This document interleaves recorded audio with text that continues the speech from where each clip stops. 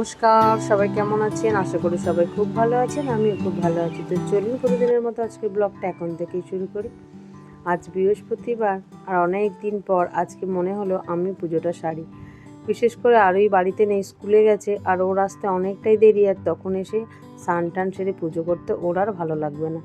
তাই অসীমার হাতে বাবুকে একটু দিয়ে আমি চলে গেলাম স্নান করতে। আপাতত স্নান করে চলে এসেছি, আর বাবু এখন ঘুমাচ্ছে দেখে আমি চলে গেলাম পুজোটা সারতে। আর আজকে যেহেতু বৃহস্পতিবার তাই একটু সিঁদুর টিঁদুর করে মা লক্ষ্মী সেজে নিলাম। তো চলুন আপাতত পুজোটা করে নিই সুন্দর করে। আজকে একটু আম দিয়ে ঠাকুরকে ভোগ দেব, তাই আম কেটে ফেলেছিলাম, তাই আম দিয়ে ঠাকুরকে ভোগ দিয়েছি, আর গাছের ফুল দিয়ে সুন্দর করে সাজিয়েছি। কেমন লাগছে প্লিজ কমেন্ট করে জানাবেন। তো বাবু এখন দেখছি উঠে পড়েছে ঘুম থেকে, আর একটু কাও কাও করছে। তো এদিকে দেখি আকাশটা পুরো ঘিরে মেঘ করেছে দেখুন। আর চিনিকে তাই ডাকতে চলে আসলাম, কারণ আগের দিনে চিনিকে হারিয়ে ফেলেছিলাম। চিনি ওই সামনের বাড়িটার ছাদের উঠে বসেছিল, আর কখন থেকে ডাকার পরেও আসেনি জানেন। খুব মন খারাপ করে কেঁদেছিলাম। তারপরে বৃষ্টি থামতে আবার গিয়ে ওকে নিয়ে এসেছিলাম। ভেবেছিলাম হয়তো কোথায় উড়ে চলে গেল, আর পাবো না। তবে এরকম দুপুরবেলা যদি আকাশ ঘিরে মেঘ করে বৃষ্টি আসে, ভিজতে ভীষণ ভালো লাগে। কিন্তু আজকে তো আর ভেজা হবে না, আমার স্নানটা আগেই হয়ে গেছে। এখন আর ভিজতে গেলে বাবুর জন্য শরীর খারাপ হবে, এই সব কথা ভেবে আর ভেজাও হবে না।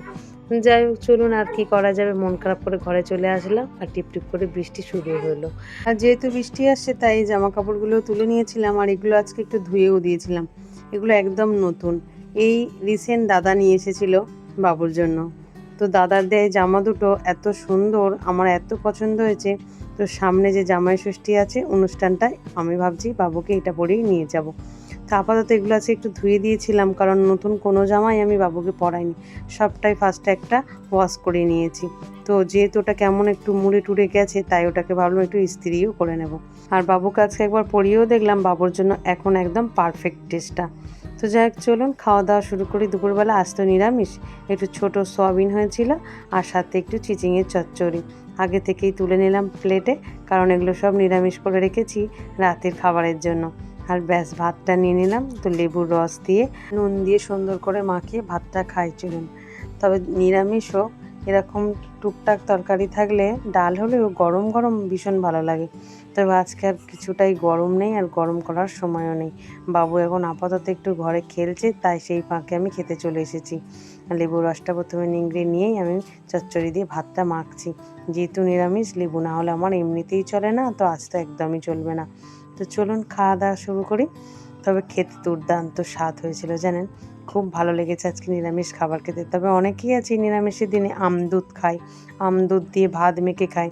আমি কিন্তু আমদুধ দিয়ে ভাতটা খুব একটা খেতে পছন্দ করি না, তবে শুধু আম খেতে ভীষণ ভালোবাসি। আর ছোটোবেলায় তো আম কেটে দিলে মায়ের কাছ থেকে প্রথমে আঁটিটাই নিতাম, আর এখনও আমি সব শেষে আঁটিটাই পাই ভাগে। তবে তখন মনে হতো আঁটিতেই অনেকটা বেশি শাঁস আছে, তাই আঁটিটা চুষে চুষে অনেকটা সময় ধরে খাওয়া যাবে। আর এখন তো আমার কপালে শুধু আঁটিটাই জোটে, আর কিছু জোটে না, তাই আঁটিটাই চুষতে চুষতে খাচ্ছি, আর আমার ভীষণ ভালো লাগে খেতে।